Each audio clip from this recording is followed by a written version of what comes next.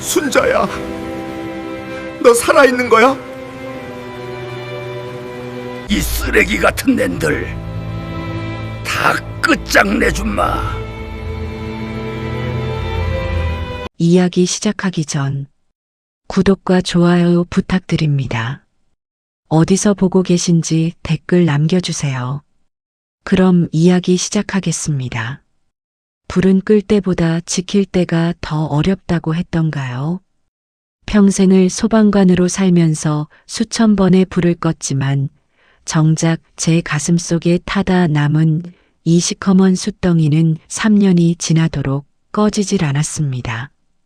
아내 순자, 이름만 불러도 목구멍이 아려오는 제 사람.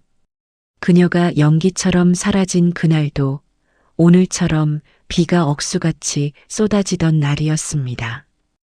강동석은 낡은 식탁에 홀로 앉아 있었습니다. 식탁 위에는 김이 다 빠진 미역국 한 그릇과 소주 한 병, 그리고 색이 바랜 흑백 사진 액자가 놓여 있었죠. 오늘은 아내 김순자의 65번째 생일이었습니다. 살아있다면 말이죠. 임자, 미역국 끓여놨는데 와서 한술 뜨지 그래. 동석은 허공을 향해 중얼거렸습니다. 대답이 돌아올 리 없다는 걸 알면서도 매년 이날만큼은 이렇게 아내를 불러보곤 했습니다. 텅 빈 방 안에는 오래된 괴종 시계의 초침 소리만 규칙적으로 들려왔습니다. 야속하게도 시간은 무심하게 흘러만 갔습니다. 3년 전이었습니다. 평소 깜빡깜빡하던 순자가 그날 아침 이렇게 말했었죠. 여보, 두부 좀 사올게요. 저녁에 된장찌개 끓여드릴게. 그게 마지막이었습니다.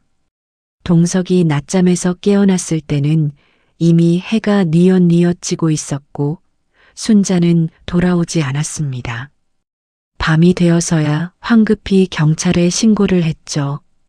경찰은 인근 하천에서 순자의 신발 한 짝을 발견했다며 아마도 실족해서 급류에 휩쓸린 것 같다고 했습니다. 시신은 끝내 찾지 못했습니다. 동석은 그 말을 도저히 믿을 수가 없었습니다. 평생 빨래터에서 텃밭에서 물 묻히고 살아온 여자가 말입니다. 아무리 정신이 가끔 흐려진다 해도 그렇게 허망하게 갈 리가 없었습니다. 하지만 세상은 그녀를 사망이라 기록했고 동석을 호랍이라 불렀습니다. 동석은 소주잔을 입에 가져갔다가 그대로 식탁에 내려놓았습니다. 술맛도 나지 않았습니다. 대신 그는 낡은 액자 속 사진을 꺼내 들었습니다. 소방관 정복을 입고 찍은 젊은 날의 사진이었죠. 그 옆에 환하게 웃고 있는 순자의 모습이 보였습니다.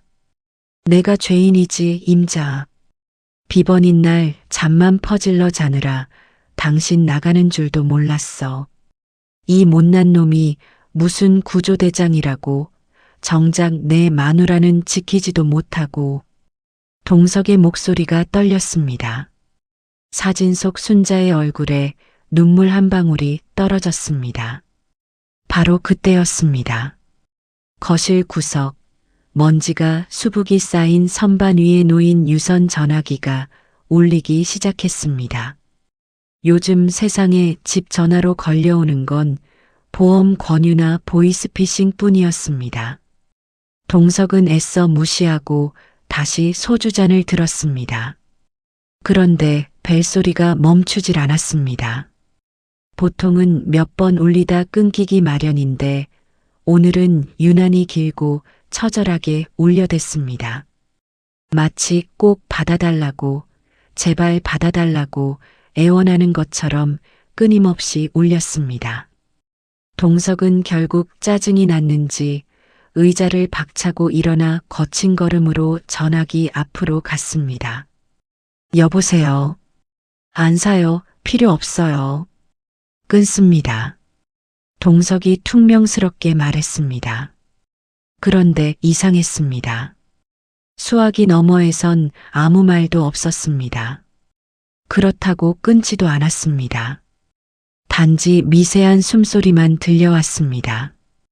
그리고 그 숨소리 사이로 잡음처럼 희미하게 빗소리가 섞여 들어왔습니다. 누구요? 말 안 하면 끊습니다. 장난 전하면 경찰에 신고할 겁니다. 동석이 경고했습니다. 하지만 여전히 대답은 없었습니다. 그가 수화기를 내려놓으려는 바로 그 순간 아주 작고 떨리는 목소리가 들려왔습니다. 마치 모기 소리처럼 희미하고 바람에 날아갈 듯 가늘었습니다. 여보. 동석의 심장이 순간 멎는 것 같았습니다. 숨이 막혀왔습니다. 온몸의 혈액이 거꾸로 흐르는 것 같았습니다.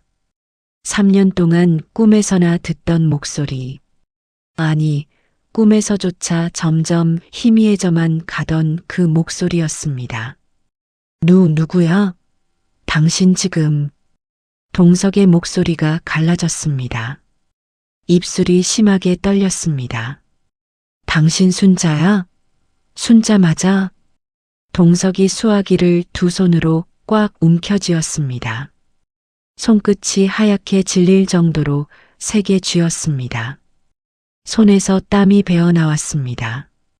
여보, 오늘 비 오는데 장독대 뚜껑은 닫았어? 당신 허리 아파서 무거울 텐데 혼자 힘들지 않았어? 세상이 멈춘 것 같았습니다. 장독대 뚜껑? 그 말에 동석의 온몸에 전율이 흘렀습니다. 순자가 실종되던 날 아침 그녀가 신신당부했던 바로 그 말이었습니다. 여보, 일기예보에서 오후에 비 온다고 하던데 된장독 뚜껑 꼭 닫아놔요. 물 들어가면 장 다 망가져요. 그 말이었습니다. 그건 경찰 조서에도 실종 전단지에도 그 누구에게도 말한 적 없는 오직 두 부부만이 아는 그날의 대화였습니다. 순자야, 순자, 너 정말 우리 순자 맞지? 어디야, 지금 어디 있어? 동석이 목이 터져라 소리쳤습니다. 온 집안이 울릴 정도로 큰 소리였습니다.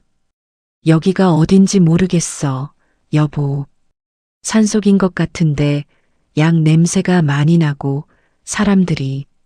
순자의 목소리가 점점 작아졌습니다.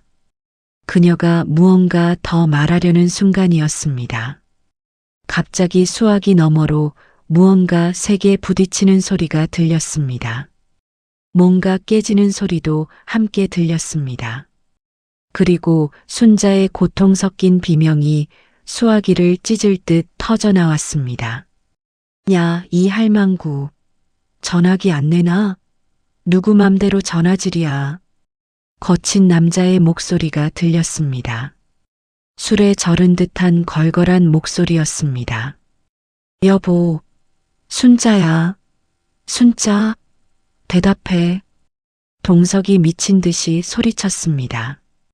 야, 이 개자식들아. 내 마누라한테 손대지 마. 너희가 누군지는 몰라도 감히 내 마누라를. 동석의 고함이 집안을 가득 채웠습니다. 하지만 수화기 너머에선 다시 한번 둔탁한 소리가 들렸고 순자의 신음소리가 희미하게 들려왔습니다. 그리고 전화는 매정하게 끊어졌습니다. 여보세요. 여보세요. 순자야. 동석이 수화기를 흔들며 소리쳤지만 이미 연결은 끊어진 뒤였습니다. 수화기 너머로는 무미건조한 통화 종료 신호음만 공허하게 울리고 있었습니다. 동석은 멍하니 전화기를 든 채 그 자리에 서 있었습니다. 다리에 힘이 풀렸습니다. 무릎에 힘이 들어가지 않았습니다. 동석은 그대로 주저앉고 말았습니다. 차가운 마룻바닥에 주저앉은 그의 눈에서 뜨거운 눈물이 쏟아져 내렸습니다. 살아있어. 우리 순자가 살아있어. 동석은 떨리는 손으로 얼굴을 감쌌습니다. 3년 동안 참아왔던 모든 것들이 한꺼번에 터져 나왔습니다. 죽은 줄 알았던 아내가 살아있었습니다. 그것도 어딘가에 붙잡혀서 누군가에게 고통받으면서 말입니다. 미안해, 순자야. 미안해. 내가 당장 가서 꼭 구해낼 거야. 동석은 눈물을 훔치며 천천히 몸을 일으켰습니다. 그의 눈빛이 변했습니다. 지난 3년간 술에 절어 초점을 잃었던 그 흐릿한 눈동자가 아니었습니다. 30년 전 화염이 치솟는 건물 속으로 뛰어들 때의 그 눈빛이었습니다. 반드시 구한다는, 포기하지 않는다는 구조대장 강동석의 눈빛이 돌아왔습니다. 동석은 현관 옆 벽에 걸려있던 낡은 소방관 점퍼를 꺼내 입었습니다. 3년 동안 한 번도 손대지 않았던 그 점퍼는 먼지투성이었지만 여전히 그에게 딱 맞았습니다. 소매를 통과하는 순간 마치 옛날의 자신이 돌아온 것 같은 느낌이 들었습니다. 그리고 그는 거실 서랍 깊숙한 곳을 뒤지기 시작했습니다. 오래된 서류들과 영수증들 사이에서 동석은 낡고 작은 수첩 하나를 꺼냈습니다. 표지가 닳아서 거의 헤어질 지경인 그 수첩에는 현직에 있을 때 인연을 맺었던 사람들의 연락처가 빼곡히 적혀 있었습니다. 경찰서장, 통신사 직원, 흥신소를 운영하는 친구, 은퇴한 형사들까지. 동석은 수첩을 펼치며 하나하나 이름을 짚어보았습니다. 그래, 이 사람들이 있지. 아직 끝난 게 아니야. 동석은 수첩을 꽉 쥐고 창밖을 바라보았습니다. 빗줄기는 더욱 거세졌습니다. 창문을 타고 흐르는 빗물이 마치 누군가의 눈물처럼 보였습니다. 하지만 동석의 가슴 속에는 이제 두려움이 없었습니다. 오히려 3년 만에 처음으로 뜨겁게 타오르는 무언가가 느껴졌습니다.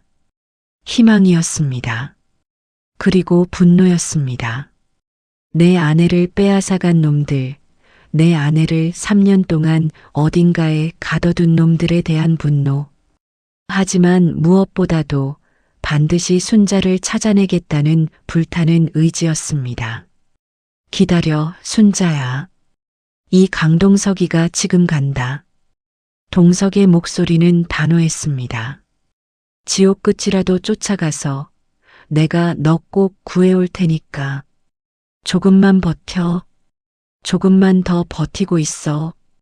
동석은 수첩을 주머니에 넣고 낡은 소방관 점퍼의 지퍼를 끝까지 올렸습니다. 그리고 현관문을 열었습니다. 밤비가 그의 얼굴을 적셨지만 그는 개의치 않았습니다. 30년 넘게 화재 현장에서 불과 연기를 뚫고 사람들을 구해낸 남자였습니다. 이 정도 빚짐이야 아무것도 아니었습니다. 창밖의 빗줄기는 점점 더 거세어졌습니다. 천둥 소리가 멀리서 들려왔습니다. 하지만 강동석의 가슴 속에는 3년 만에 다시 뜨거운 불꽃이 타오르기 시작했습니다. 꺼진 줄 알았던 불씨가 다시 타오르기 시작한 것입니다. 이제 시작이었습니다. 아내를 찾기 위한 그 긴 싸움의 시작이었습니다. 그날 밤 강동석은 한숨도 잘 수 없었습니다. 천장을 멍하니 바라보며 뜬 눈으로 밤을 지새웠습니다. 아내의 목소리가 귓가에 맴돌았습니다. 산속 양 냄새, 그리고 그 비명. 동석은 이불을 걷어차고 벌떡 일어났습니다. 날이 채 밝기도 전 동석은 어제 꺼내두었던 낡은 수첩을 펼쳤습니다. 먼지가 풀풀 날렸습니다. 그 속에서 그는 한 이름을 찾아냈습니다. 김철수 형사. 동석이 소방대장으로 있을 때 수없이 많은 화재 현장에서 생사고락을 함께했던 사람이었습니다.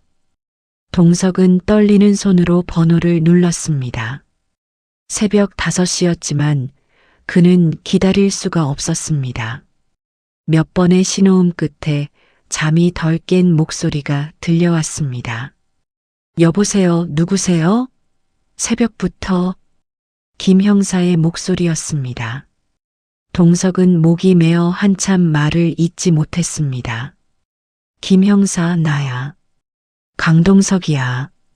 잠시 침묵이 흘렀습니다. 김 형사가 놀란 목소리로 대답했습니다. 동석이 형님?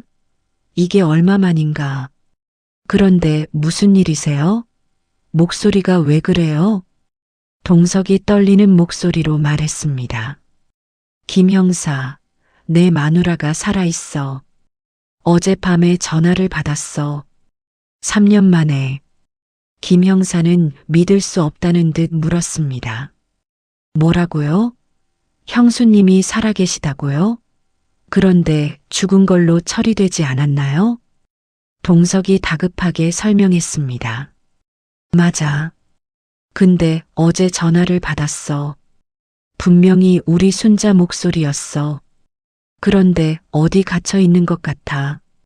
누가 때리는 소리도 들렸고. 김 형사, 부탁이야. 전화번호 추적 좀 해줘. 어디서 전화한 건지 알아야 해.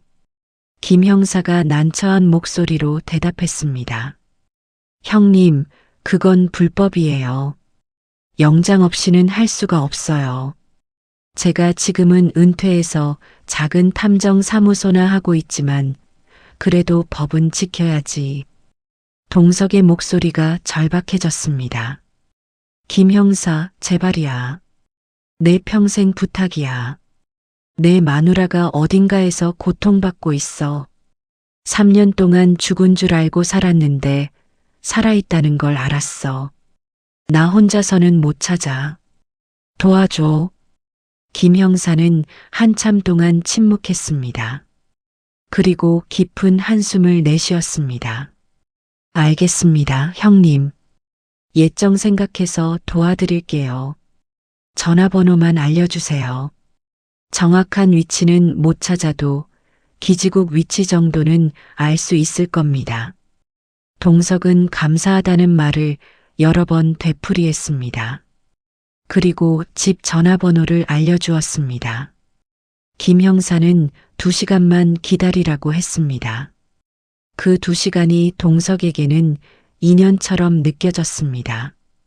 동석은 집안을 쉴 새 없이 왔다 갔다 했습니다. 거실에서 부엌으로, 부엌에서 방으로. 발걸음이 멈추질 않았습니다.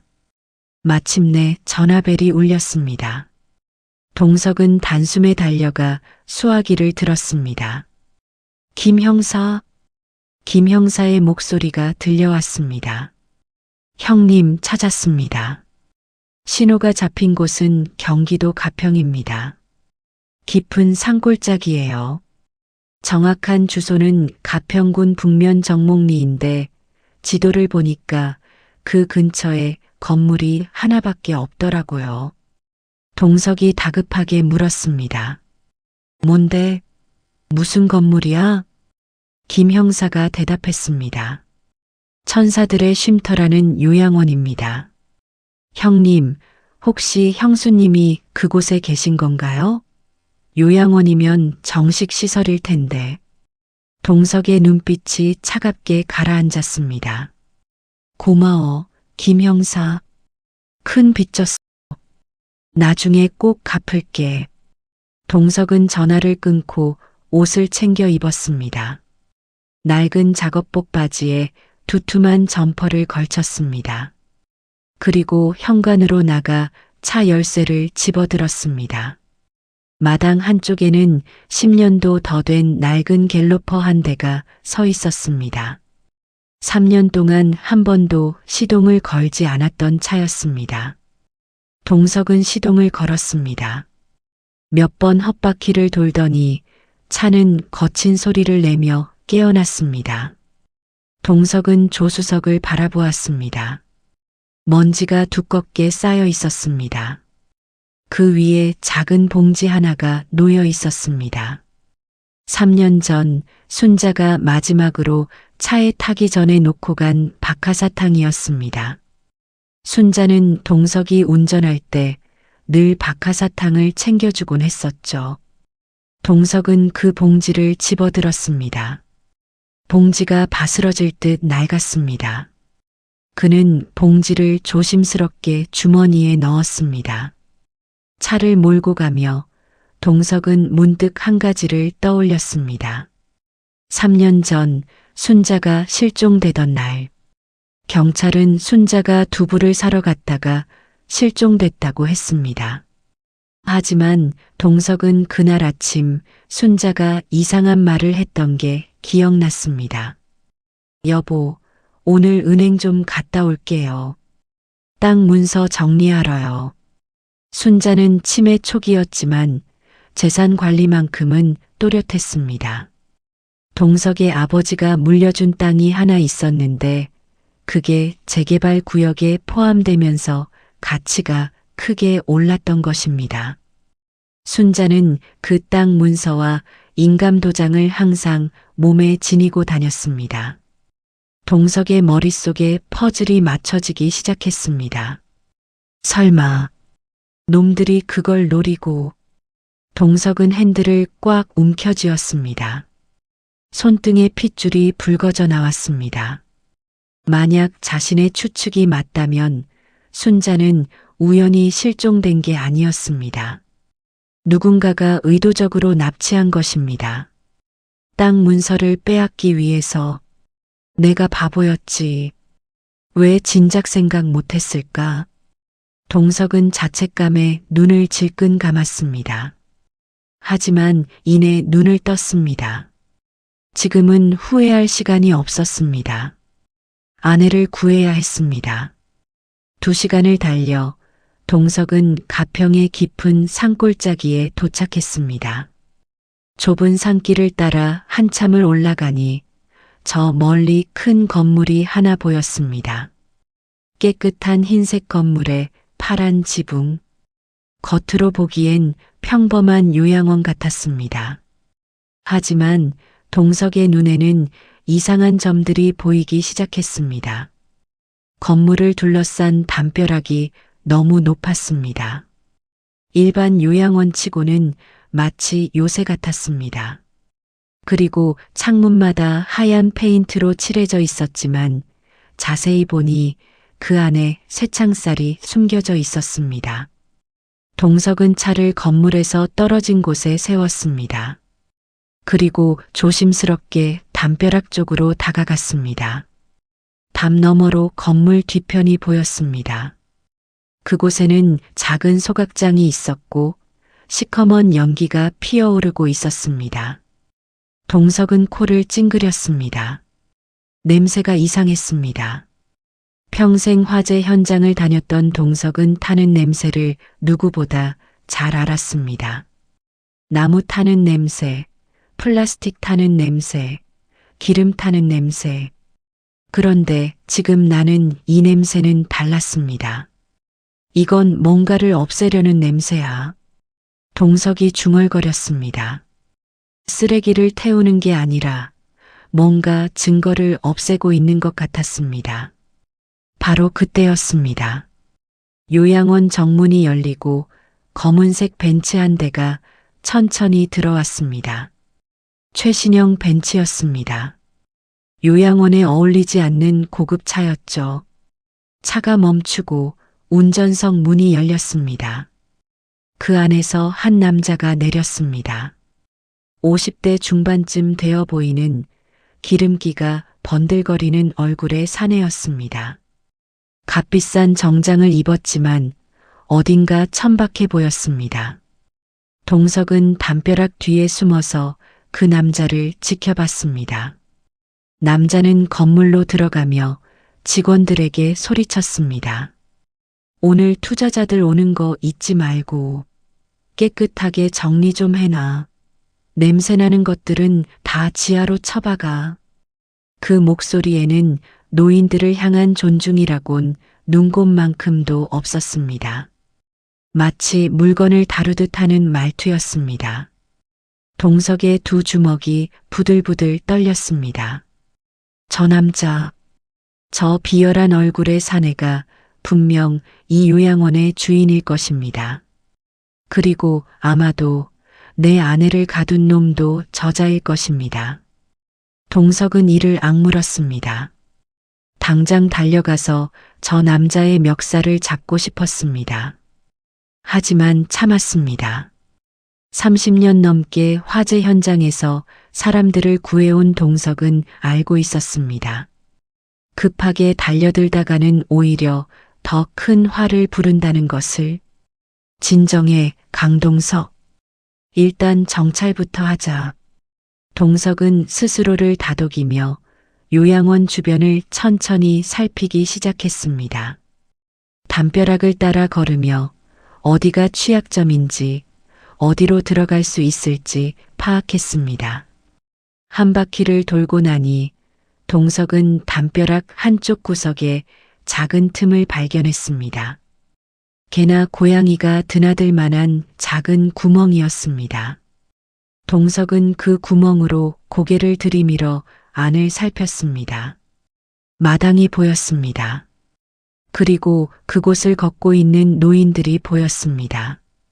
하지만 그들의 모습은 이상했습니다.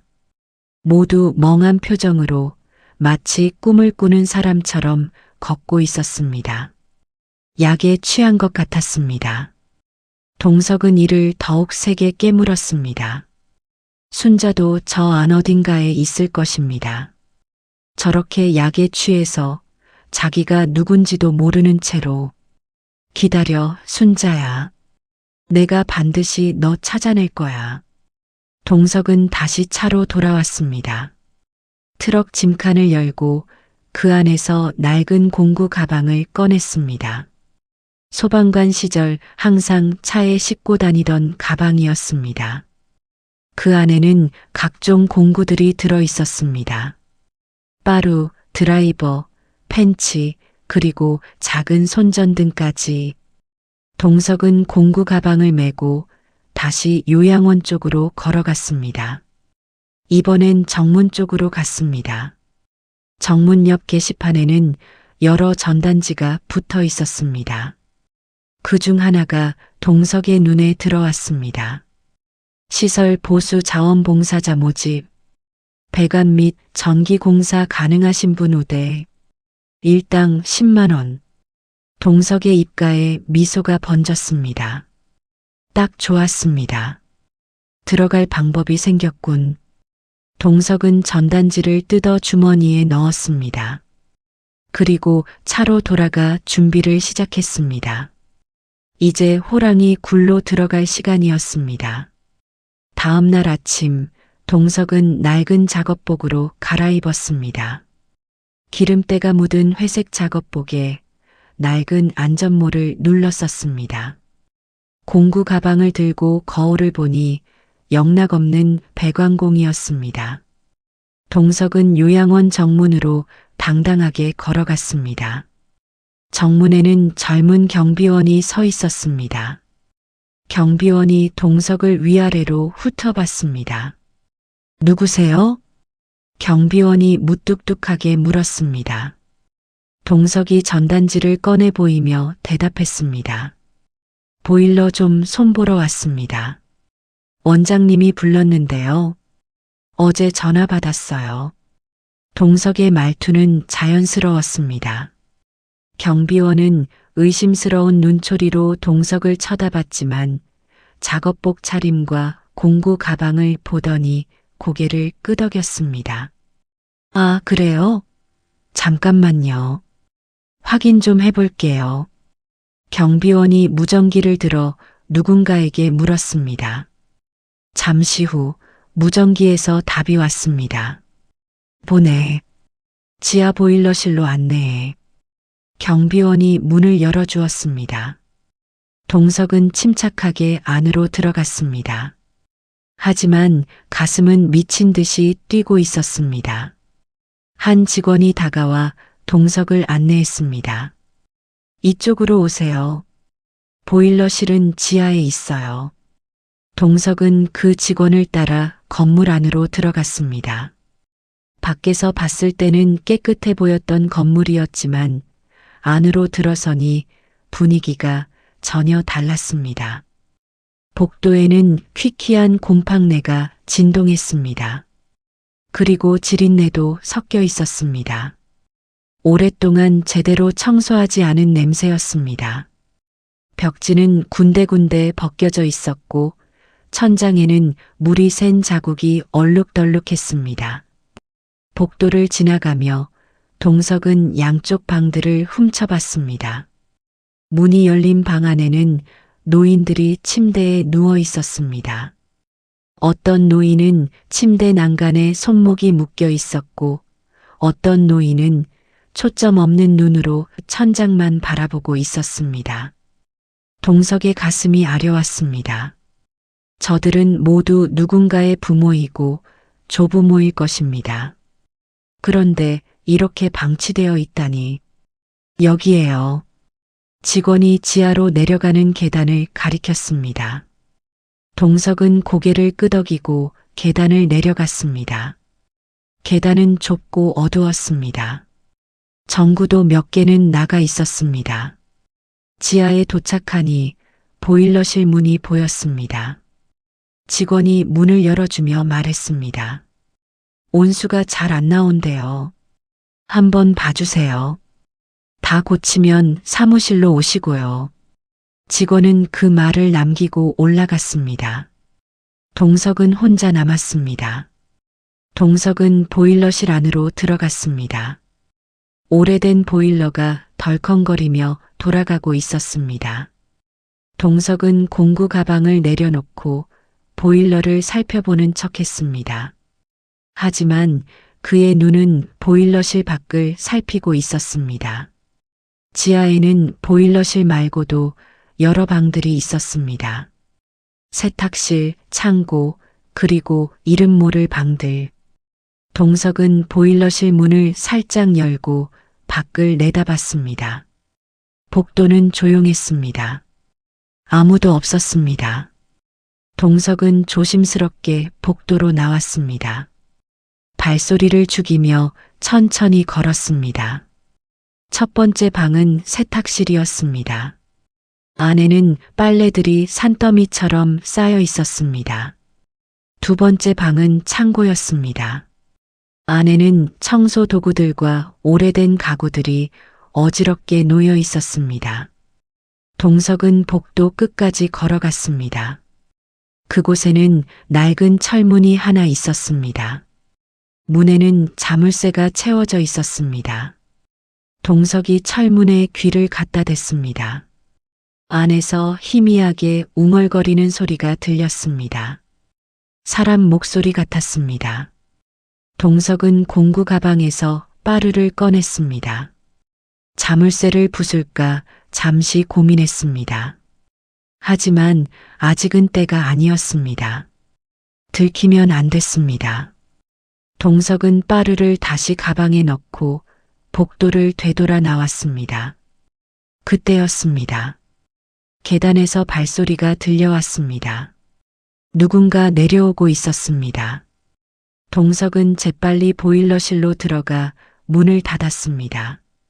그리고 보일러를 만지작거리는 척했습니다. 발소리가 가까워지더니 보일러실 문이 열렸습니다. 한 직원이 고개를 들이밀었습니다. 아직 안 끝났어요?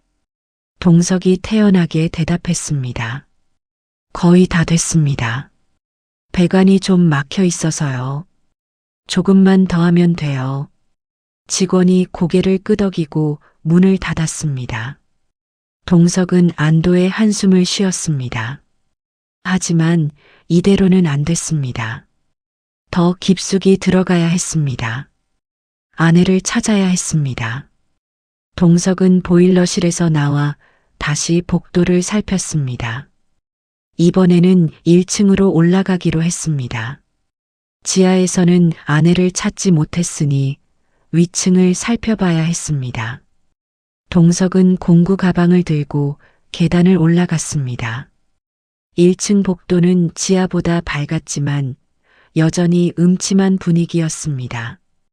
복도를 걷는데 갑자기 한 할머니가 방에서 나왔습니다.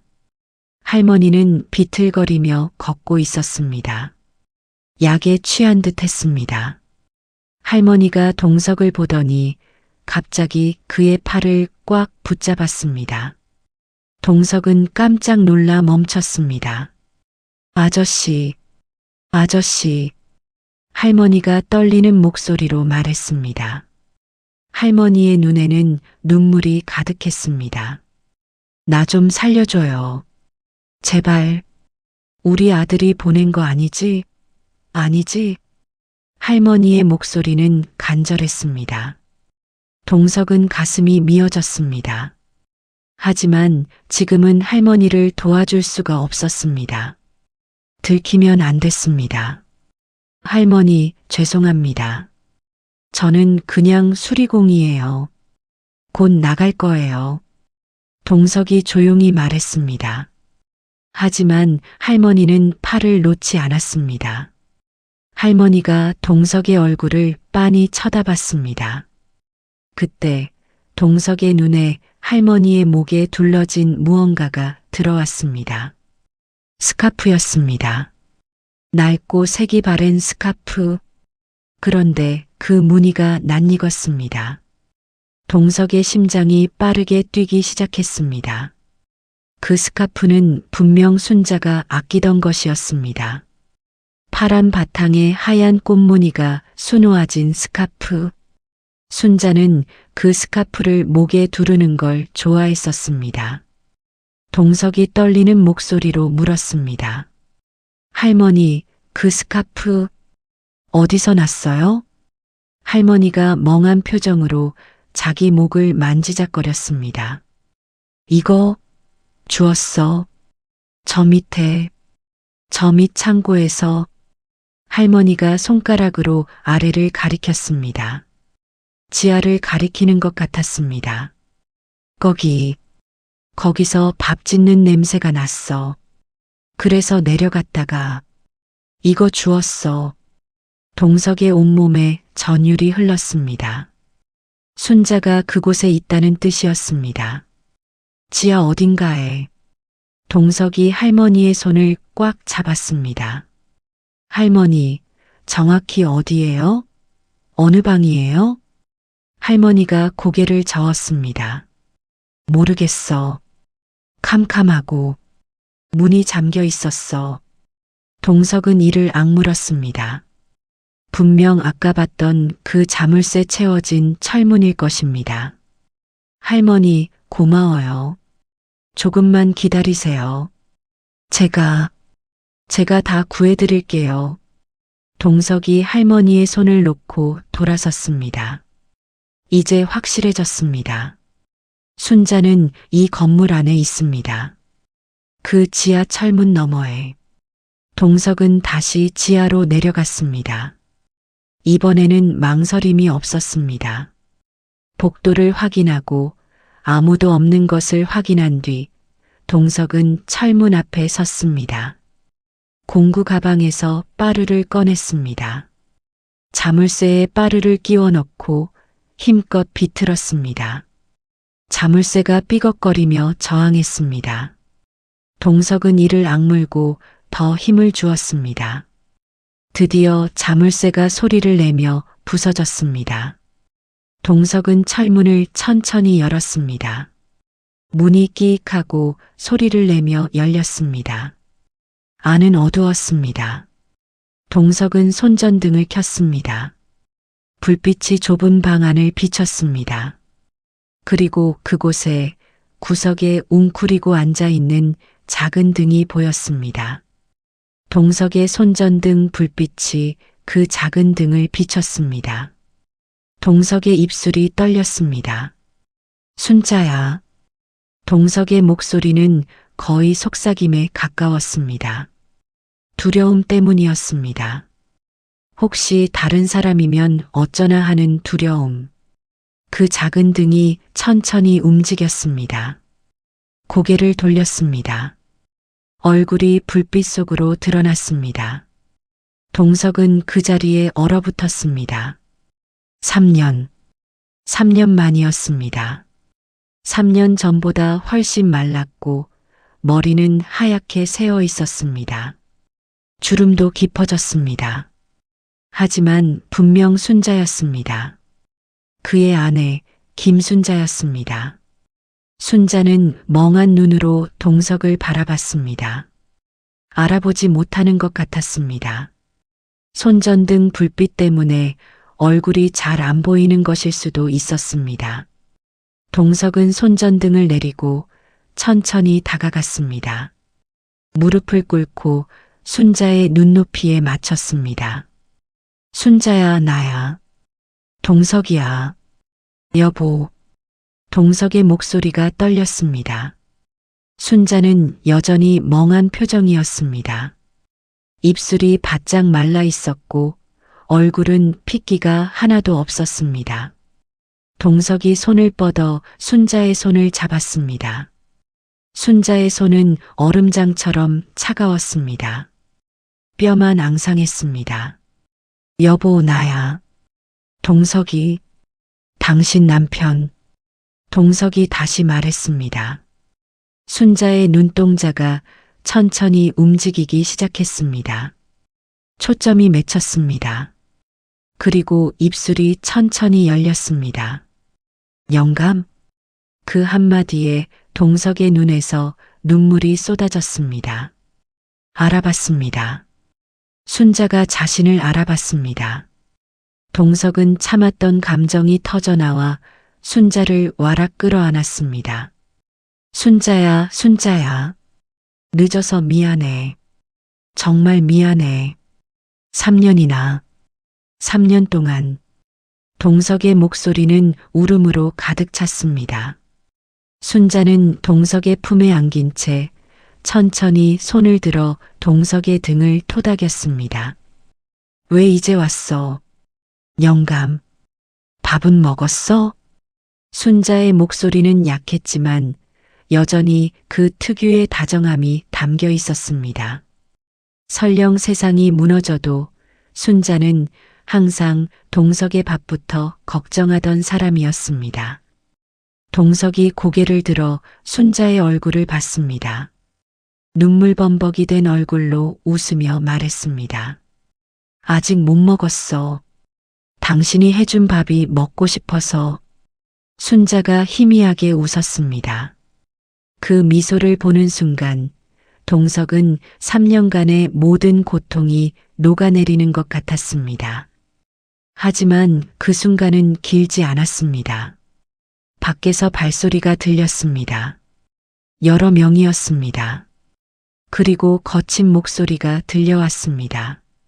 거기 누구야? 동석이 화들짝 놀라 고개를 돌렸습니다. 철문 밖에 여러 명의 남자들이 서 있었습니다. 그중 가장 앞에 서 있는 사람은 어제 봤던 그 기름기 낀 얼굴의 사내 조만식이었습니다. 조만식의 얼굴에 비열한 미소가 번졌습니다.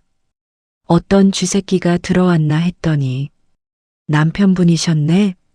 이거 참 감동적인 재회로군. 조만식이 박수를 치듯 손뼉을 쳤습니다. 하지만 그 소리는 조롱처럼 들렸습니다. 감동적인 재회는 거기까지 하시지. 이제 나와. 조만식이 손짓했습니다. 그의 뒤에는 덩치 큰 부하들이 서 있었습니다. 모두 험상궂은 얼굴들이었습니다. 동석이 일어서며 순자를 자기 뒤로 감쌌습니다. 이 개자식들아, 너희가 내 마누라를 3년 동안 여기 가둔 거야? 동석의 목소리는 분노로 떨렸습니다. 조만식이 비웃으며 대답했습니다. 가둔 거라니. 우리가 보호해드린 거지. 안 그래? 치매 걸린 할망구가 밖에 나돌아다니면 위험하잖아. 조만식의 말에 부하들이 낄낄거렸습니다. 동석의 주먹이 부들부들 떨렸습니다. 뭐? 지금 농담하는 거냐? 당장 비켜. 내 마누라 데리고 나간다. 동석이 앞으로 나서려 했습니다. 하지만 부하들이 앞을 가로막았습니다. 조만식이 손을 들어 부하들을 제지했습니다.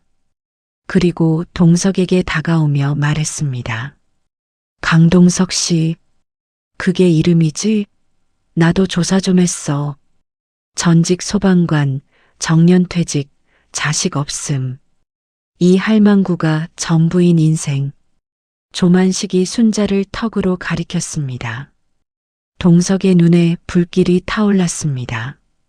입 조심해, 이 새끼야. 동석이 으르렁거렸습니다. 조만식은 개의치 않고 계속 말했습니다. 이 할망구, 아니 사모님께서 말이야. 꽤 괜찮은 땅을 가지고 계시더라고. 재개발 구역 한복판에 있는 알짜 땅. 근데 참 이상해. 정신이 오락가락하시면서도 인감도장 숨긴 곳은 절대 안 불어. 참 신기하지? 조만식의 말에 동석은 모든 것을 이해했습니다. 역시 그랬습니다. 이놈들은 순자의 땅을 노리고 납치한 것이었습니다. 3년 동안 온갖 방법을 다 써봤어. 회유도 하고 협박도 하고. 근데 이 할망구가 보통이 아니더라고. 약 먹여서 정신 못 차리게 해도 그것만큼은 안 불어. 조만식이 혀를 찼습니다. 근데 이제 남편이 왔으니 얘기가 달라지지. 사모님, 남편 눈앞에서 고생하는 모습 보고 싶진 않으시죠? 조만식이 순자를 향해 말했습니다. 순자는 두려움에 떨며 동석의 뒤에 더 바짝 붙었습니다. 동석이 공구 가방에서 빠루를 꺼내 들었습니다. 내 마누라한테 손대지 마. 한 번이라도 건드리면 진짜 불지옥을 맛보게 해주마. 동석의 목소리는 단호했습니다.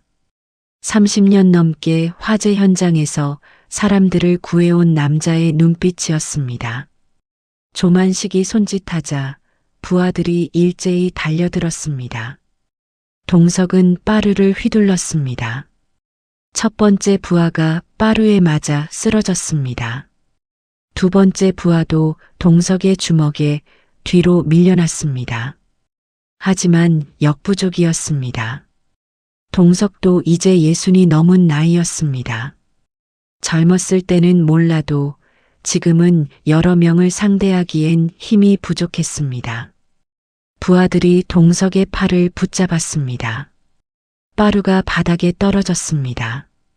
동석은 발버둥 쳤지만 부하들은 그를 바닥에 눕혔습니다. 영감, 순자가 비명을 질렀습니다. 순자가 부하들에게 달려들어 동석을 구하려 했습니다. 하지만 조만식이 순자의 팔을 낚아챘습니다. 할망구는 가만히 있어. 조만식이 순자를 밀쳤습니다. 순자는 비틀거리다 벽에 부딪혔습니다. 손 놔. 내 마누라한테 손대지 마. 동석이 미친 듯이 소리쳤습니다. 하지만 부하들이 그를 꽉 눌렀습니다.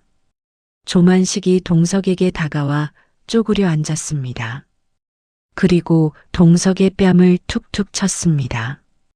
강동석 씨, 이렇게 힘으로 해결하려고 하면 안 돼. 우리 얘기로 풀어보자고. 내가 원하는 건 간단해. 땅 문서에 도장만 찍으면 돼. 그럼 당신네 부부 깨끗하게 보내줄게. 조만식이 웃으며 말했습니다. 동석이 침을 뱉었습니다. 침이 조만식의 얼굴에 튀었습니다. 조만식의 얼굴이 일그러졌습니다. 그가 손수건으로 얼굴을 닦으며 일어섰습니다. 후, 고집이 세네. 좋아. 천천히 생각해봐. 여기서. 조만식이 손짓하자 부하들이 동석을 끌어 방 안으로 밀어 넣었습니다. 순자도 함께 밀려 들어왔습니다. 조만식이 철문을 닫으며 말했습니다. 며칠 굶으면 생각이 달라질 거야. 천천히 고민해봐. 철문이 소리를 내며 닫혔습니다. 자물쇠가 채워지는 소리가 들렸습니다. 그리고 발소리가 멀어졌습니다. 어둠 속에서 동석과 순자는 서로를 꼭 껴안았습니다. 동석이 순자의 머리를 쓰다듬으며 말했습니다. 미안해, 순자야. 내가 지켜주지 못해서. 순자가 고개를 저으며 대답했습니다. 아니야, 영감. 당신이 와줘서 고마워. 이제 무섭지 않아. 동석은 순자를 더 꽉 안았습니다. 비록 갇혔지만 3년 만에 아내를 찾았습니다. 그것만으로도 감사했습니다. 하지만 이대로 끝낼 수는 없었습니다. 동석은 어둠 속에서 주변을 살폈습니다. 탈출구를 찾아야 했습니다. 그때 어둠 속에서 또 다른 목소리가 들려왔습니다. 쯧쯧, 성질 좀 죽이지 그랬소. 힘으로만 되는 게 아닌데. 동석이 깜짝 놀라 그쪽을 바라봤습니다. 방 구석, 더 깊은 어둠 속에 누군가 앉아 있었습니다. 동석은 손전등을 집어들어 그쪽을 비췄습니다. 불빛 속에 백발의 노신사가 앉아 있었습니다. 70대쯤 되어 보이는 굳은 체격의 노인이었습니다. 누구십니까? 동석이 조심스럽게 물었습니다. 노신사가 씁쓸하게 웃으며 대답했습니다. 나도 당신네랑 똑같은 처지요.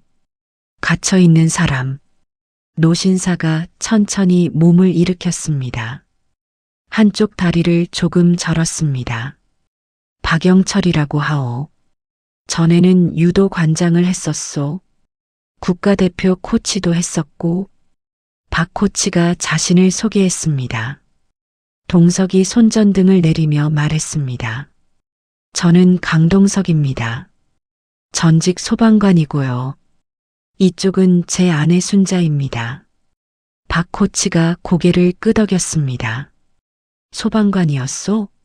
그래서 그렇게 용감하게 달려든 거구만. 하지만 용감한 것과 무모한 건 다르오. 여긴 당신 생각보다 훨씬 위험한 곳이오. 박 코치가 벽에 기대 앉으며 말했습니다. 동석도 순자와 함께 앉았습니다. 어떻게 여기 갇히신 겁니까? 동석이 물었습니다. 박 코치가 한숨을 쉬며 대답했습니다. 3년 전이요. 나도 뇌졸중으로 쓰러졌소. 병원에서 재활하고 있었는데 어느 날 조만식이란 작자가 나타났지. 좋은 재활시설이 있다며 여기로 데려왔소. 처음엔 정말 치료를 해주더군. 근데 얼마 안 가서 본색을 드러냈지. 박 코치의 목소리에 분노가 묻어났습니다. 내 이름으로 된 부동산이 좀 있었소. 평생 모은 돈으로 산 땅들이었지. 그걸 넘기라고 협박하더군. 안 넘기면 평생 여기 가둬두겠다고. 동석이 이를 악물었습니다. 역시 그랬습니다. 이곳은 요양원이 아니라 감옥이었습니다. 재산이 있는 노인들을 가두고 착취하는 곳.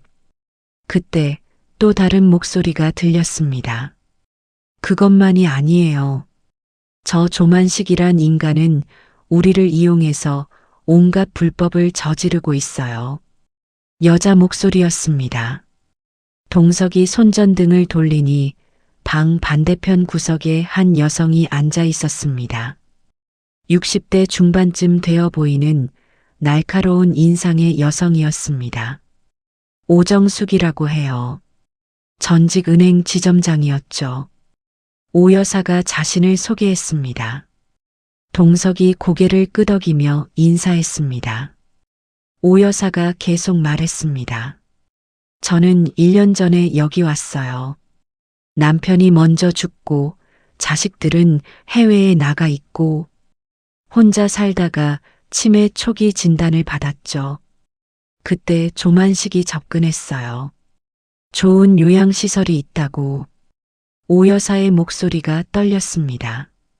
근데 여기 온 뒤로 제 이름으로 된 계좌에서 돈이 빠져나가기 시작했어요. 항의했더니 저한테 자금 세탁을 시키더군요.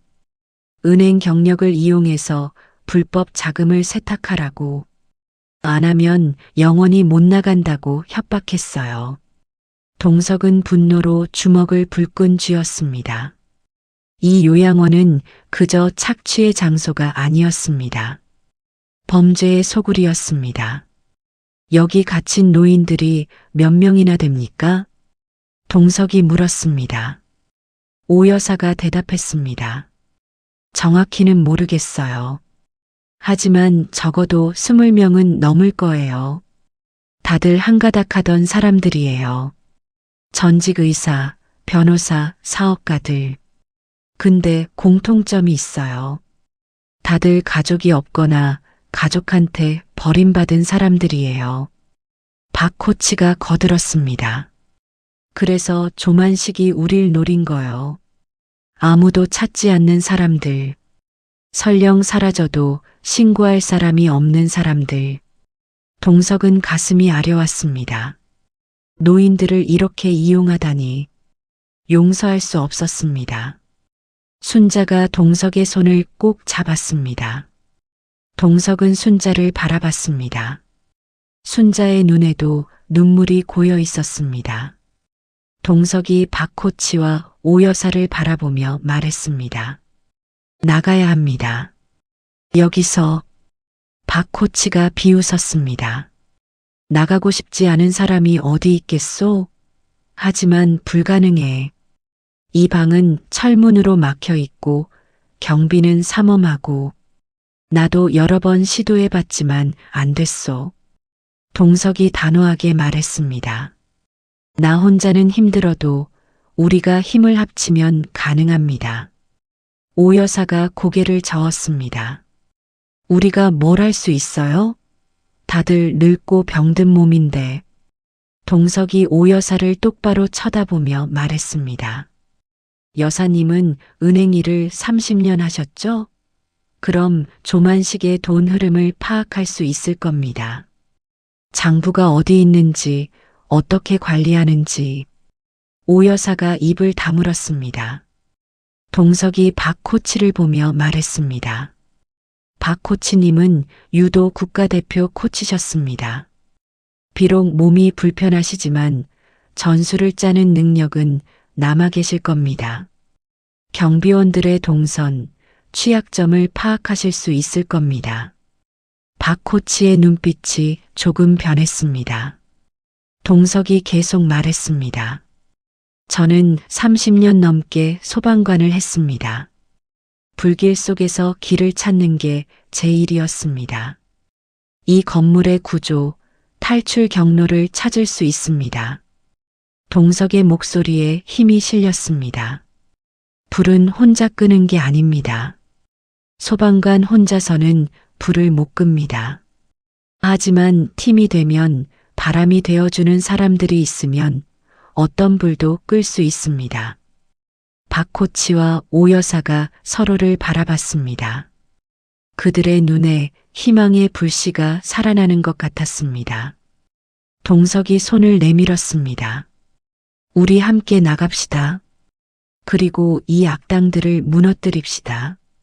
여기 갇힌 모든 노인들을 구합시다. 박 코치가 천천히 손을 내밀어 동석의 손을 잡았습니다. 오 여사도 손을 얹었습니다. 순자도 그 위에 손을 포겠습니다. 좋소. 해봅시다. 박 코치가 말했습니다. 오 여사도 고개를 끄덕였습니다. 저도 동참할게요. 더 이상 당하고만 있을 순 없어요. 동석이 손전등으로 방안을 비추기 시작했습니다. 탈출구를 찾아야 했습니다. 방 천장을 살피던 동석의 눈에 무언가가 들어왔습니다. 천장 구석에 작은 환풍구가 있었습니다. 녹이 슬어 있었지만 사람 한 명 정도는 빠져나갈 수 있을 것 같았습니다. 저기요. 동석이 환풍구를 가리켰습니다. 박코치와 오 여사가 올려다봤습니다. 환풍구로군. 하지만 어떻게 올라갑니까? 박코치가 물었습니다. 동석이 공구 가방을 뒤지며 대답했습니다. 제가 올라가 봅니다. 박코치님, 받쳐주실 수 있습니까? 박코치가 일어섰습니다. 비록 한쪽 다리가 불편했지만 아직 힘은 남아 있었습니다. 해봅시다. 박코치가 벽에 등을 기대고 섰습니다. 동석이 박코치의 어깨를 디디고 올라갔습니다. 손을 뻗으니 환풍구에 닿았습니다.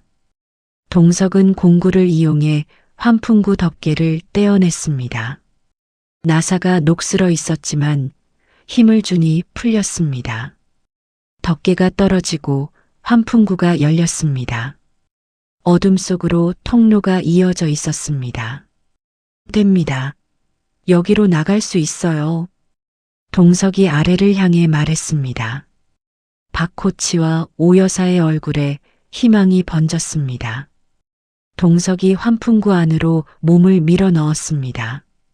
좁았지만 기어갈 수는 있었습니다. 제가 먼저 나가서 정찰해 보겠습니다. 조금만 기다리세요. 동석이 말하고 환풍구 속으로 들어갔습니다. 어둠 속을 손전등 불빛의 의지에 기어갔습니다. 환풍구는 건물 곳곳으로 이어져 있었습니다. 동석은 조심스럽게 기어가며 주변을 살폈습니다. 한참을 기어가니 빛이 보이기 시작했습니다. 다른 환풍구 입구였습니다. 동석은 그곳으로 가서 아래를 내려다봤습니다. 세탁실이었습니다. 아무도 없었습니다. 동석은 환풍구 덮개를 밀어내고 조심스럽게 내려왔습니다. 자유였습니다. 비록 건물 아니지만 감옥에서 벗어났습니다. 동석은 세탁실 문을 살짝 열고 복도를 확인했습니다. 조용했습니다. 동석은 복도로 나와 계단을 올라갔습니다. 1층에 도착해 창문으로 밖을 내다봤습니다. 해가 지고 있었습니다. 밤이 오고 있었습니다. 동석은 다시 지하로 내려가 철문 앞에 섰습니다. 문을 두드렸습니다. 저예요. 동석입니다. 안에서 박코치의 목소리가 들렸습니다. 어떻습니까? 동석이 작은 목소리로 대답했습니다. 환풍구를 통해 나갈 수 있습니다. 하지만 모두가 한꺼번에 나가긴 어렵습니다.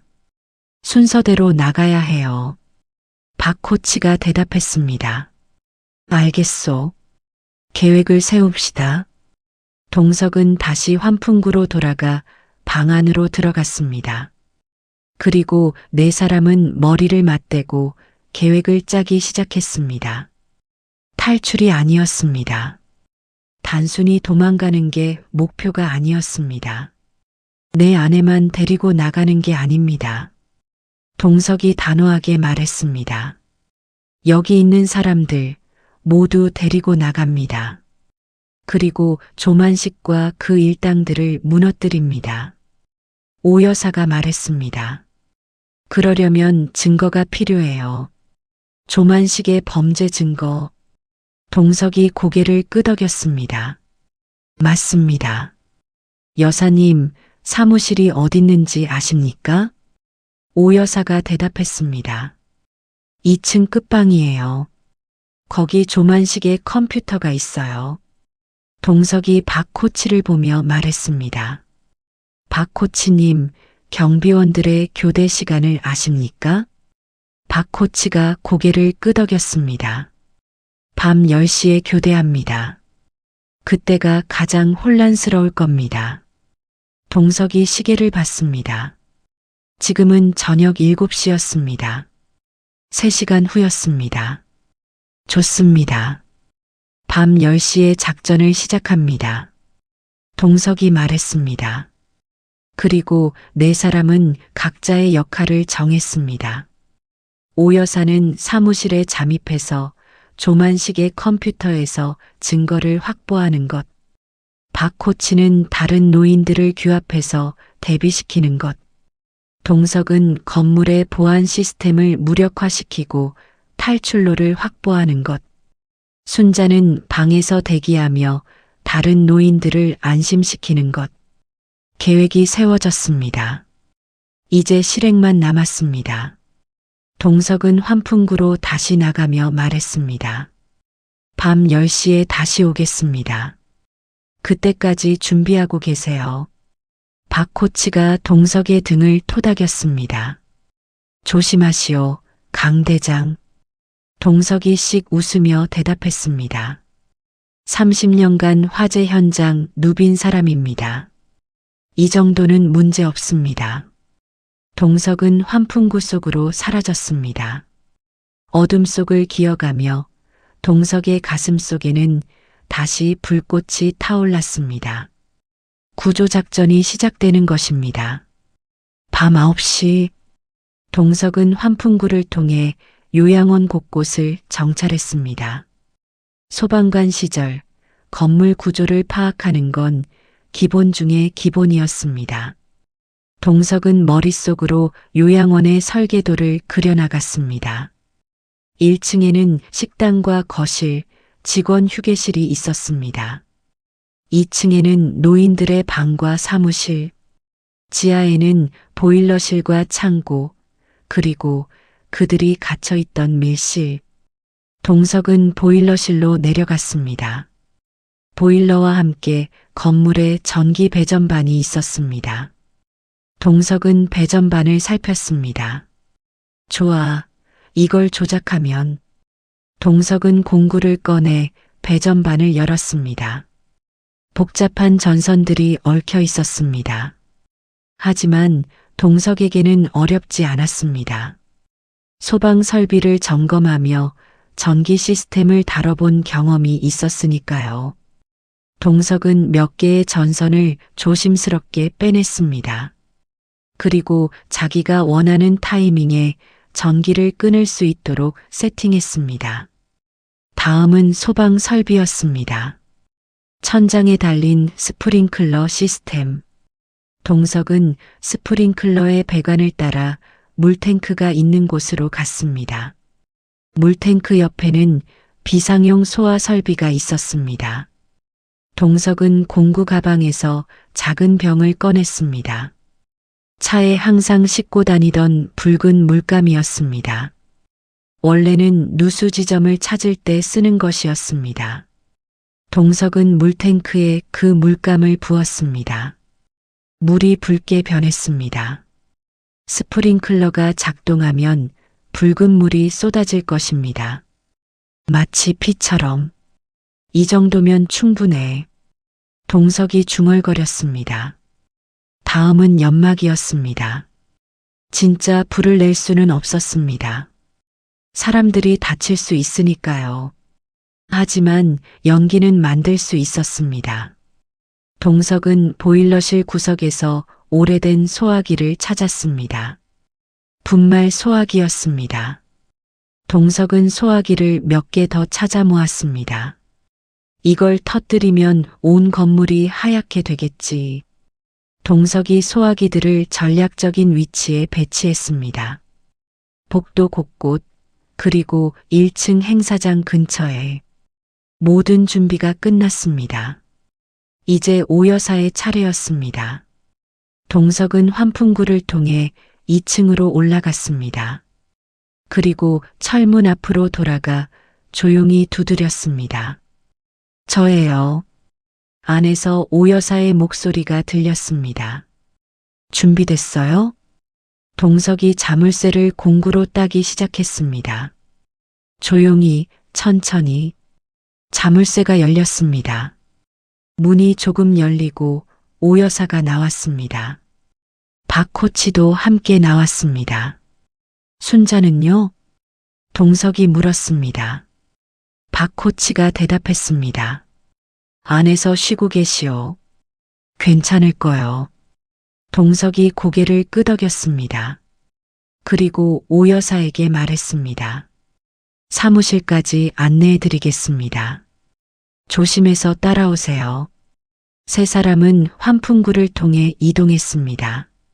좁은 통로였지만 오 여사는 놀랍도록 민첩했습니다. 2층 사무실 위 환풍구에 도착했습니다. 동석이 아래를 내려다봤습니다. 사무실은 비어 있었습니다. 지금입니다. 동석이 환풍구 덮개를 열고 밧줄을 내렸습니다. 공구 가방에 들어있던 비상용 로프였습니다. 오 여사가 로프를 잡고 내려갔습니다. 놀랍게도 능숙했습니다. 은행 다닐 때 안전훈련 많이 받았거든요. 오 여사가 아래서 작은 목소리로 말했습니다. 동석이 웃었습니다. 오 여사는 재빨리 조만식의 컴퓨터 앞에 앉았습니다. 컴퓨터는 잠겨 있었습니다. 하지만 오 여사는 당황하지 않았습니다. 조만식이 비밀번호 적어 놓은 걸 본 적이 있어요. 잠깐만요. 오 여사가 책상 서랍을 뒤졌습니다. 그리고 작은 메모지를 찾아냈습니다.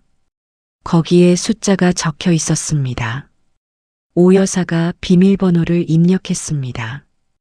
컴퓨터가 켜졌습니다. 들어갔어요. 오 여사가 재빨리 파일들을 뒤지기 시작했습니다. 30년 은행원 경력은 거짓이 아니었습니다.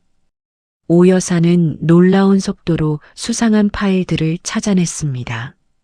여기 있어요. 이중장부, 횡령 내역, 그리고 오 여사의 목소리가 떨렸습니다. 노인들한테서 빼앗은 재산 목록까지 다 있어요. 이 정도면 충분해요. 오 여사가 USB를 컴퓨터에 꽂고 파일들을 복사하기 시작했습니다. 진행바가 천천히 차올랐습니다. 그때 복도에서 발소리가 들렸습니다. 동석이 긴장했습니다. 누가 와요? 동석이 속삭였습니다. 오 여사가 재빨리 USB를 뽑았습니다. 아직 다 안 됐어요. 조금만 더. 오 여사가 다시 USB를 꽂았습니다. 발소리가 가까워졌습니다. 동석이 환풍구에서 내려왔습니다. 문 뒤에 숨었습니다. 사무실 문이 열렸습니다. 경비원이 들어왔습니다. 손전등을 들고 안을 비췄습니다. 경비원이 컴퓨터 쪽을 보려는 순간 동석이 뒤에서 경비원의 목을 조였습니다. 조르기 기술이었습니다. 소방관 시절 배웠던 제압술. 경비원이 저항했지만 곧 힘이 빠졌습니다. 기절한 것입니다. 동석이 조심스럽게 경비원을 바닥에 눕혔습니다. 됐어요. 오 여사가 USB를 뽑으며 말했습니다. 동석이 경비원의 옷을 벗기기 시작했습니다. 뭐 하세요? 오 여사가 물었습니다. 동석이 대답했습니다. 이 옷이 필요해요. 나중에. 동석이 경비원 옷을 챙기고 오 여사와 함께 다시 환풍구로 올라갔습니다. 두 사람은 박 코치가 기다리는 곳으로 돌아갔습니다. 박 코치가 반겼습니다. 성공했소? 오 여사가 USB를 보이며 웃었습니다. 여기 다 있어요. 조만식의 모든 범죄 증거가. 박 코치가 안도의 한숨을 쉬었습니다. 동석이 박 코치에게 물었습니다. 코치님, 다른 노인들은 어떻게 됐습니까? 박 코치가 대답했습니다.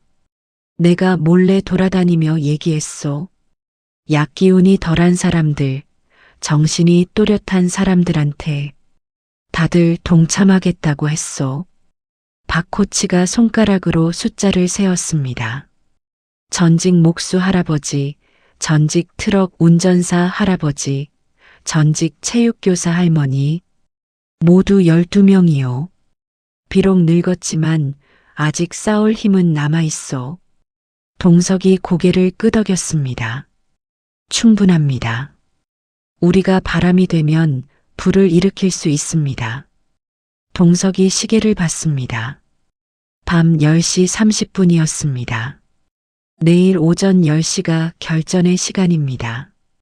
조만식이 투자자들을 불러놓고 설명회를 한다고 했죠? 박 코치가 고개를 끄덕였습니다. 맞소. 건물을 확장한다고 투자를 받으려는 모양이요. 동석의 눈빛이 차갑게 가라앉았습니다. 그 화려한 자리를 지옥으로 만들어주겠습니다. 동석이 박 코치와 오 여사에게 내일의 계획을 설명했습니다. 스프링클러에서 붉은 물이 쏟아지고 연막이 피어오르고 노인들이 봉기하는 것. 우리의 목표는 두 가지입니다. 첫째, 노인들을 모두 구출하는 것. 둘째, 조만식과 일당을 체포하는 것. 동석이 말했습니다. 경찰에도 연락해야 합니다. 김 형사에게 전화하겠습니다. 동석은 공중전화를 찾아 김 형사에게 전화를 걸었습니다. 상황을 설명하고 내일 오전 10시에 경찰을 대기시켜 달라고 부탁했습니다. 김 형사는 놀랐지만 동석을 믿었습니다. 알겠습니다, 형님. 제가 특공대를 준비해 놓겠습니다. 신호만 주세요. 모든 준비가 끝났습니다. 동석은 순자가 있는 방으로 돌아갔습니다. 순자는 구석에 앉아 있었습니다. 동석이 다가가 순자의 손을 잡았습니다. 여보, 내일이면 다 끝나. 우리 집으로 돌아갈 수 있어. 순자가 동석을 바라보며 희미하게 웃었습니다. 그리고 주머니에서 뭔가를 꺼냈습니다. 꼬깃꼬깃한 박하사탕 하나였습니다. 3년 전부터 가지고 있던 것 같았습니다. 당신, 힘들 때 이거 먹잖아. 내가 아껴뒀어. 순자가 사탕을 동석의 손에 쥐어주었습니다. 동석은 눈시울이 뜨거워졌습니다. 고마워, 임자. 동석이 사탕을 입에 물었습니다. 박하향이 입 안가득 퍼졌습니다. 3년 전 그 맛 그대로였습니다. 동석은 순자를 꼭 안았습니다. 조금만 더 참아. 내일이면 우리 집으로 돌아가. 순자가 고개를 끄덕였습니다. 밤이 깊어갔습니다. 동석은 순자와 함께 바닥에 누웠습니다. 불편했지만 3년 만에 아내 곁에서 자는 것이었습니다. 동석은 천장을 바라보며 생각했습니다. 내일이면 모든 게 끝납니다. 이 지옥 같은 요양원을 무너뜨리고 노인들을 구하고 집으로 돌아가는 것. 동석의 가슴속에서 불꽃이 타올랐습니다. 구조대장 강동석의 마지막 임무가 시작되려 하고 있었습니다. 다음 날 아침 9시 요양원은 분주했습니다. 1층 행사장에는 의자들이 줄지어 놓여 있었고 단상에는 현수막이 걸렸습니다. 천사들의 쉼터 확장 투자 설명회. 조만식은 번쩍번쩍한 정장을 입고 거울 앞에 섰습니다. 머리에 기름을 바르고 넥타이를 매만졌습니다. 오늘은 중요한 날이었습니다. 투자자들로부터 수십억을 끌어모을 날. 오늘 잘만 하면 강남에 지점 하나 더 낼 수 있어. 조만식이 혼자 중얼거리며 웃었습니다.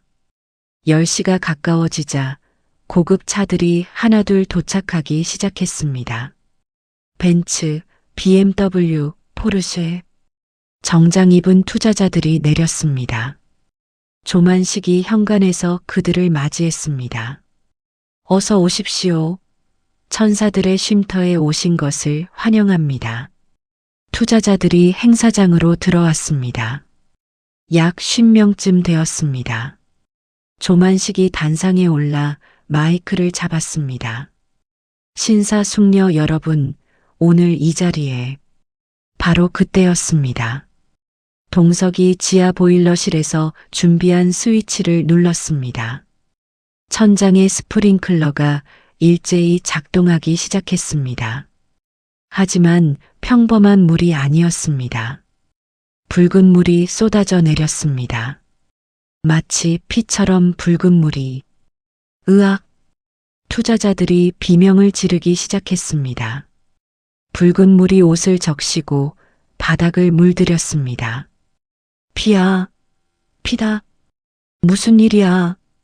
행사장은 순식간에 아수라장이 되었습니다. 조만식이 당황해서 소리쳤습니다. 진정하십시오. 이건 물입니다. 스프링클러 오작동입니다. 하지만 투자자들은 그의 말을 듣지 않았습니다. 공포에 질려 출구로 달려갔습니다. 동석이 두 번째 스위치를 눌렀습니다. 복도 곳곳에 설치해둔 분말 소화기들이 터졌습니다. 하얀 연기가 건물을 가득 채우기 시작했습니다. 불이야, 불이 났어. 누군가 소리쳤습니다. 연기를 보고 화재로 착각한 것입니다. 투자자들은 더욱 패닉에 빠졌습니다. 서로를 밀치며 출구로 달려갔습니다. 바로 그때 2층에서 박 코치가 이끄는 노인 부대가 나타났습니다. 지팡이를 든 할아버지, 걸레 자루를 든 할머니, 식판을 방패처럼 든 노인들. 박 코치가 계단 위에서 우렁찬 목소리로 외쳤습니다. 언제까지 주는 밥이나 먹으며 죽을 날만 기다릴 겁니까? 우리도 늙었지 죽은 건 아닙니다. 오늘 이곳에서 우리의 존엄을 되찾읍시다. 노인들이 함성을 지르며 계단을 내려왔습니다. 당황한 경비원들이 막아섰지만 죽기 살기로 덤비는 노인들의 기세를 당해낼 수 없었습니다. 전직 유도 관장이었던 박 코치는 비록 한쪽 다리가 불편했지만 여전히 기술은 살아있었습니다. 경비원 하나를 매쳐 넘겼습니다. 전직 목수였던 할아버지는 지팡이를 휘둘러 경비원의 다리를 쓸었습니다.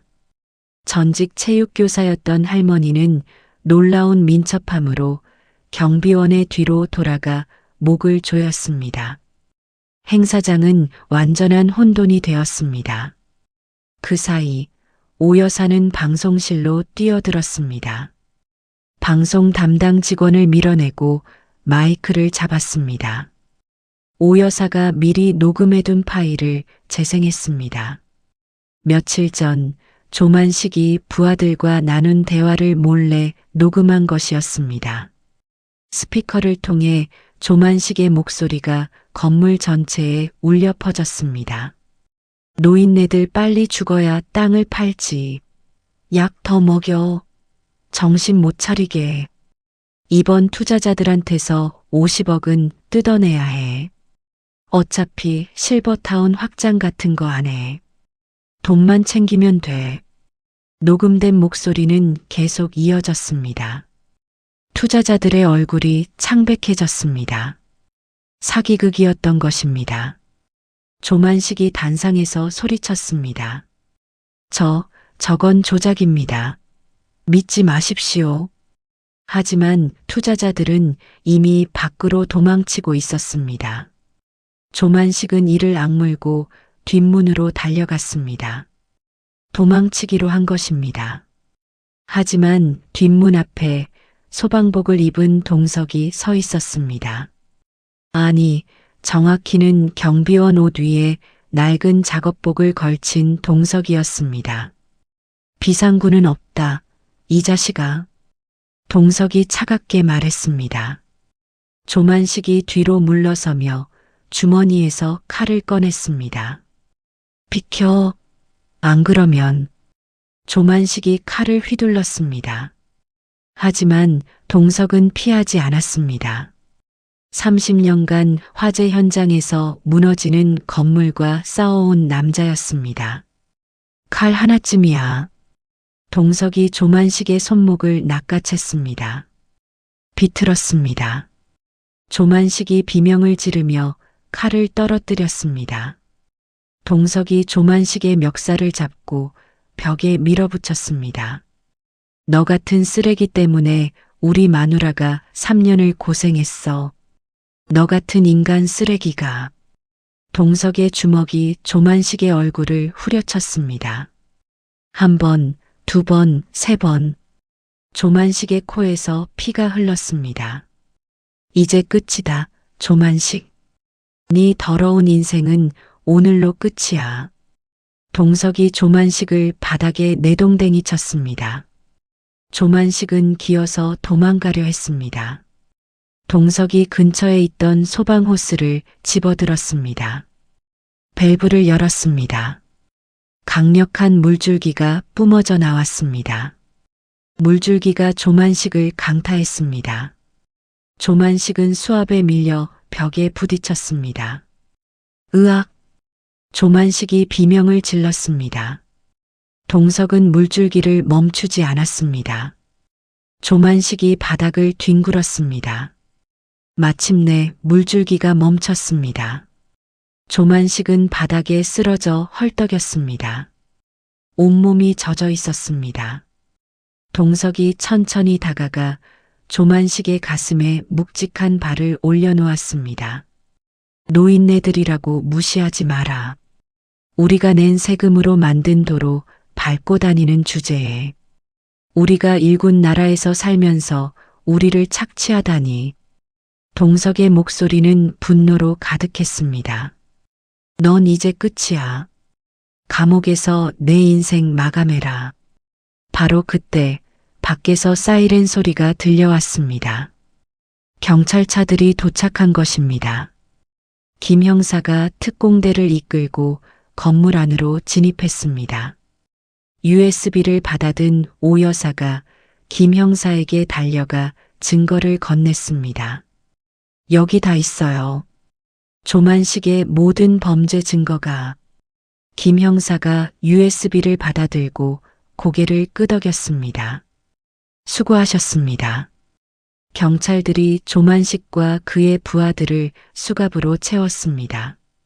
조만식은 끝까지 발악했지만 소용없었습니다. 나라고. 내가 누군지 알아? 내 변호사가. 조만식의 말은 경찰차 문이 닫히며 끊겼습니다. 노인들이 하나둘 밖으로 나왔습니다. 햇빛을 보는 것이 얼마만인지. 어떤 노인은 울었고 어떤 노인은 웃었습니다. 박 코치가 동석에게 다가와 손을 내밀었습니다. 고맙소, 강 대장. 당신이 아니었다면 우린 평생 저기 갇혀 있었을 거요. 동석이 박 코치의 손을 꽉 잡았습니다. 아닙니다, 코치님. 우리가 함께했기에 가능한 일이었습니다. 오 여사도 다가왔습니다. 그녀의 눈에도 눈물이 고여 있었습니다. 정말 고마워요, 강 대장님. 이제 저도 제 인생을 되찾을 수 있겠어요. 동석이 웃으며 대답했습니다. 여사님도 수고하셨습니다. 여사님의 증거가 없었다면 저 악당들을 잡지 못했을 겁니다. 동석은 순자를 찾았습니다. 순자는 건물 입구에 서서 햇빛을 쬐고 있었습니다. 3년 만에 보는 햇빛이었습니다. 동석이 순자에게 다가가 손을 잡았습니다. 가자, 여보. 우리 집으로. 순자가 고개를 끄덕였습니다. 두 사람은 손을 잡고 요양원을 빠져나왔습니다. 낡은 갤로퍼가 그들을 기다리고 있었습니다. 동석은 조수석 문을 열어 순자를 태웠습니다. 그리고 운전석에 앉았습니다. 시동을 걸었습니다. 엔진 소리가 울렸습니다. 동석은 백미러로 요양원을 한번 돌아봤습니다. 경찰들이 건물을 수색하고 있었고 노인들은 구급차에 실려 병원으로 이송되고 있었습니다. 끝났어, 순자야. 이제 진짜 끝났어. 동석이 순자의 손을 꽉 잡았습니다. 순자가 희미하게 웃었습니다. 차가 출발했습니다. 그들은 집으로 향했습니다. 3년 만에 돌아가는 집. 요양원 사건이 언론에 대서특필되었습니다. 조만식과 그 일당들은 모두 구속되었고 재판에서 중형을 선고받았습니다. 오 여사가 확보한 장부 덕분에 노인들에게서 빼앗았던 재산들이 대부분 되돌려졌습니다. 순자의 땅 문서도 무사히 되찾았습니다. 요양원에 갇혀있던 노인들은 각자의 가족에게 돌아가거나 제대로 된 요양시설로 옮겨졌습니다. 동석과 순자도 3년 만에 그리운 집으로 돌아왔습니다.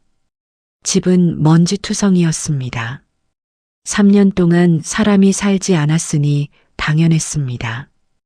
동석은 며칠에 걸쳐 집을 청소했습니다. 마당의 장독대도 닦았습니다. 장독대 뚜껑을 열어보니 3년 전 순자가 담갔던 된장이 까맣게 익어 있었습니다. 여보, 된장 봐. 잘 익었어. 동석이 순자를 불렀습니다. 순자가 다가와 장독을 들여다봤습니다. 그리고 환하게 웃었습니다. 진짜 잘 됐네. 이거면 찌개 끓이기 딱 좋겠어. 그날 저녁 순자가 된장찌개를 끓였습니다. 비록 기억이 오락가락했지만 칼질과 요리 솜씨만큼은 여전했습니다. 두부와 애호박을 썰고 된장을 풀었습니다. 보글보글 끓는 소리가 부엌에 가득 찼습니다. 동석은 식탁에 앉아 그 소리를 들었습니다. 3년 동안 그토록 그리워했던 소리였습니다. 여보, 밥 됐어. 먹자. 순자가 뚝배기를 들고 나왔습니다. 김이 모락모락 피어올랐습니다. 동석은 숟가락을 들어 찌개를 한 입 떴습니다. 구수한 된장 맛이 입 안가득 퍼졌습니다. 눈물이 날 것 같았습니다. 어때? 간 맞아? 순자가 물었습니다. 동석이 고개를 끄덕이며 대답했습니다. 아, 딱 좋아. 아주 좋아. 두 사람은 마주 앉아 밥을 먹었습니다. 말은 많지 않았습니다. 하지만 그게 좋았습니다. 함께 있다는 것만으로 충분했습니다. 며칠 후 박코치가 동석을 찾아왔습니다. 강 대장, 내가 생각해봤는데 말이요. 박코치가 마당에 앉아 말을 꺼냈습니다. 우리가 되찾은 재산으로 뭔가 의미 있는 일을 하면 어떻겠소? 우리처럼 힘든 노인들을 돕는 일 말이요. 동석이 박코치를 바라봤습니다. 박코치가 계속 말했습니다. 요양원에서 받지 않소? 우리보다 더 어려운 노인들이 많다는 걸. 끼니조차 거르는 노인들 말이요. 동석은 고개를 끄덕였습니다. 그리고 순자를 바라봤습니다. 순자도 고개를 끄덕였습니다. 좋은 생각이에요, 코치님. 동석이 대답했습니다. 우리 땅에 작은 건물을 하나 지읍시다. 밥집을. 박 코치의 얼굴이 환해졌습니다. 1년 후 동석과 순자가 되찾은 땅 한쪽에 작은 건물이 섰습니다. 2층짜리 작은 건물이었습니다. 간판에는 이렇게 쓰여 있었습니다. 순자네 밥집 마이너스 어르신 무료 급식소. 1층은 식당이었습니다. 테이블이 10개쯤 놓여 있었고 주방에서는 순자가 앞치마를 두르고 음식을 만들고 있었습니다. 순자의 치매는 여전했습니다. 가끔 동석이 누군지 잊기도 했습니다. 하지만 요리만큼은 몸이 기억하고 있었습니다. 칼질도 간 맞추는 것도 모두 예술이었습니다. 홀에서는 박코치가 접시를 나르고 있었습니다. 한쪽 다리가 불편했지만 지팡이를 짚고 씩씩하게 움직였습니다. 카운터에는 오 여사가 앉아 있었습니다. 장부를 정리하고 식자재를 주문하고 손님들을 맞이했습니다. 문이 열리고 할머니 한 분이 들어왔습니다. 허름한 옷차림이었습니다. 어서 오세요. 어르신, 이쪽으로 앉으세요. 박 코치가 할머니를 안내했습니다. 할머니가 조심스럽게 물었습니다. 정말 공짜예요? 돈 안 받아도 돼요? 오 여사가 환하게 웃으며 대답했습니다. 네, 어르신. 마음껏 드세요. 반찬 더 필요하시면 언제든 말씀하세요. 할머니의 눈에 눈물이 고였습니다. 점심시간이 되자 밥집은 노인들로 가득 찼습니다. 혼자 사는 할아버지, 할머니들이 하나둘 모여들었습니다. 동석은 주방과 홀을 오가며 밥그릇을 날랐습니다. 땀이 비 오듯 쏟아졌지만 행복했습니다. 어이, 강 대장, 여기 밥 하나 추가요. 한 할아버지가 손을 들었습니다. 동석이 웃으며 밥그릇을 가져다 주었습니다. 더 드시겠어요? 얼마든지 드세요. 할아버지가 밥그릇을 받아들고 감사하다는 말을 했습니다. 식당 안은 시끌벅적했습니다. 노인들의 웃음소리와 이야기 소리로 가득했습니다. 이곳에서만큼은 외롭지 않았습니다. 함께 밥을 먹고 이야기를 나누고 웃을 수 있었습니다. 저녁이 되어 손님들이 다 돌아간 뒤 동석은 순자와 함께 식탁에 앉았습니다. 순자가 남은 된장찌개를 데워왔습니다. 두 사람은 마주 앉아 저녁을 먹었습니다. 여보, 오늘도 수고했어. 동석이 말했습니다. 순자가 웃으며 대답했습니다. 당신도 많이 힘들었지? 동석이 고개를 저었습니다. 아니야. 하나도 안 힘들어. 이렇게 의미 있는 일을 하는데 무슨 힘들다는 게 있겠어. 순자가 된장찌개를 한 숟가락 떠서 동석에게 건넸습니다. 한 입 먹어봐. 오늘 간이 잘 맞았어. 동석이 순자가 건넨 숟가락을 받아 먹었습니다. 구수한 맛이 입 안가득 퍼졌습니다. 맞아. 딱 좋네. 동석은 아내를 보며 환하게 웃었습니다. 순자도 웃었습니다. 창밖에는 비가 내리고 있었습니다. 3년 전 그날처럼, 순자가 사라진 그날처럼 비가 내렸습니다. 하지만 이제는 더 이상 춥지 않았습니다. 슬프지도 않았습니다. 동석의 가슴속에 타고 있던 슬픔의 불씨는 이미 꺼졌습니다. 대신 따뜻한 온기가 가슴을 채우고 있었습니다. 밥을 짓는 온기, 사람들을 돕는 온기, 아내와 함께하는 온기. 여보, 행복해? 동석이 물었습니다. 순자가 고개를 끄덕였습니다. 응, 행복해. 당신은? 동석도 고개를 끄덕였습니다. 나도. 아주 많이. 두 사람은 서로의 손을 꼭 잡았습니다.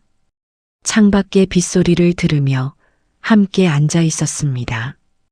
그렇게 동석과 순자의 이야기는 새로운 시작을 맞이했습니다.